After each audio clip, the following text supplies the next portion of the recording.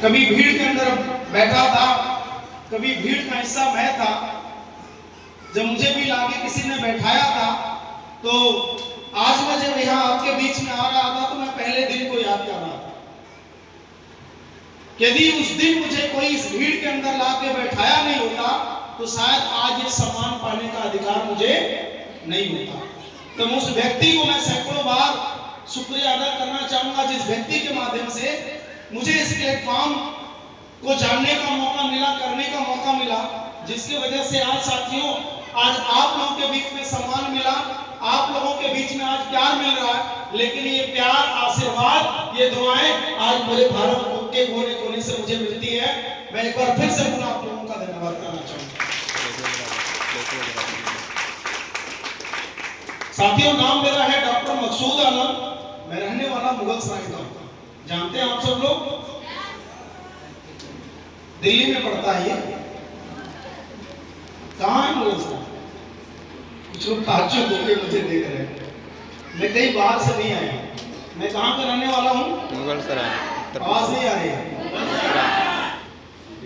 मैं आपके बीच का रहने वाला हूँ। मैं सिर्फ ये कहना चाहता हूँ कि मैं आपके बीच का रहने वाला हूँ। जैसे आज आपको किसी ने यहाँ पे बुलाया इस मीटिंग को देखने के लिए, वैसे आज से कुछ साल पहले मेरा भी एक मित्र था, बोला कि चलो एक मीटिंग है, चल के देख लो, पसंद आएगा तो करना, नहीं तो मत करना। कई बार से मुझे बोल रहा था, कई महीनों से बोल रहा था। ऑलरेडी मैं हॉस्पिटल के अंदर मैं जॉब करता था, प्राइवेट हॉस्पिटल के अंदर हमारी ड्यूटी थी, और उस ड्यूटी के कारण मैं इस मीटिंग के अंदर नहीं आ पाता था। लेकिन उसके बावजूद भी कई बार मुझे बोलता था कि तुमको एक बार चल के मीटिंग को देखना पड़ेगा, पसंद आएगा तो करना, नहीं तो मत करना। ऐसे संडे का दिन था, एक दिन आया हमारे हॉस्पिटल के अंदर और बैठ गया, बोला कि आज मैं तुमको लेके चलूंगा। बचपन का लंगोटिया यार दोस्त था, बोला कि आज मैं तुमको लेके चलूंगा। और मैं भी सोच लिया कि चलो आज इसके साथ चल ही लेते हैं। और रास्ते में आते आते मैं सिर्फ यही सोच रहा था कि चल के देख लेते हैं, क्योंकि हमारे यहाँ बहुत पुरानी कहावत है, लेव न देव जरा देख ले। आवाज नहीं आ रही है। लेव न देव जरा देख ले। तो मेरे भी मन में यही चल रहा था कि चलो करना न करना वो बात की बात है, चलो इतना ज्यादा कई बार से बोल रहा तो एक बार चल के देख लेते हैं। और मैं भी आया, जैसे आप आके बैठ के देख रहे हैं, वैसे ही मैं भी भीड़ का हिस्सा बना, बैठ के सारी चीजों को समझ रहा था, देख रहा था। मुझे नहीं पता कि आपको कितनी बात समझ में आई, लेकिन जब मैं आपके जगहों पर मैं बैठा था, क्योंकि मुझे एक चीज पता थी, शायद आपको भी ये पता होगा कि इंसान के जीवन में सबसे मूल्यवान चीज क्या होता है?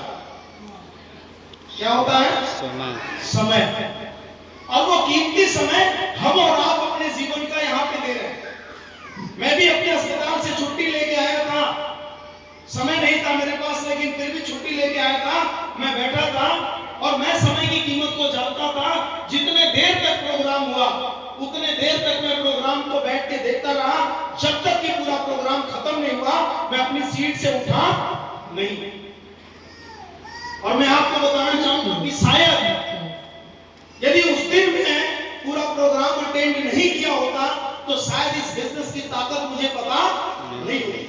मैं देखता हूं बहुत सारे लोगों को लोग बुला देते हैं, लोग चले भी आते हैं उनकी बात मान के, लेकिन वो बीच मीटिंग में ही कोई उठ के चला जाता है, कोई कई बार अंदर बाहर करता है।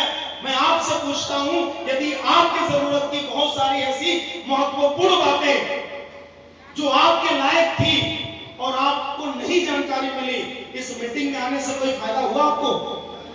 आवाज नहीं आ रही। शायद उस व्यक्ति को फायदा नहीं होगा, लेकिन आज मैं आपके बीच में यदि बोल पा रहा हूं तो साथियों, उस दिन का अटेंड किया हुआ मीटिंग आज इस बात का प्रमाण मैं आपको दे सकता हूं कि जिस व्यवसाय को आप देख रहे हैं, जिस आप बिजनेस को यहाँ पे समझ रहे हैं, ये दुनिया का कोई छोटा मोटा बिजनेस नहीं है। मैं ये चैलेंज के साथ बोल सकता हूँ, दुनिया का सबसे बड़ा व्यवसाय जो आप देख रहे हैं वही है। इससे बड़ा व्यवसाय पूरे धरती पर कोई नहीं, ये जान लीजिए। अब आपको हमारी बात कितनी समझ में आ रही नहीं आ रही मुझे नहीं पता, लेकिन इसकी ताकत तो मैंने जाना उस मीटिंग के अंदर, और मैं आज आपको जरूर बताना चाहूंगा। जानना चाहते हैं? पीछे से आवाज नहीं आ रही है। जानना चाहते हैं? इस साइड से भी आवाज नहीं आ रही है, जानना चाहते हैं आप लोग? यदि आज आप आए हैं अपना बहुमूल्य समय निकाल के यहाँ पे, तो आप जरूर जानिए कि वाकई में ये चीज है क्या, रियलिटी क्या है। शायद जैसे ही हमारे और आपके घर में छोटा सा बच्चा पैदा होता है, या कभी हम और आप भी छोटे रहे होंगे, तो हमारे माँ बाप हमारे लिए क्या सपना देखेंगे, या आपके घर में छोटा बच्चा पैदा होता है तो सबसे पहले माँ बाप उन बच्चों के प्रति क्या सपना देते हैं कि बेटा पढ़ लिख के एक दिन क्या बनेगा, कामयाब बनेगा, नौकरी पाएगा। यही सोचते हैं, कुछ और सोचते हैं? कुछ लोग सीरियस होकर मेरी बात को सुन रहे हैं, मेरी बात को समझिए और हाँ और ना में जवाब दीजिए। जवाब देंगे आप? छोटे बच्चे के लिए माँ बाप क्या सपना देखते हैं? यही देखते हैं कि बेटा एक दिन, बेटिया एक दिन पढ़ लिख के अपने पैर पे खड़ा हो जाए। यही सोचते हैं, कुछ और सोचते हैं?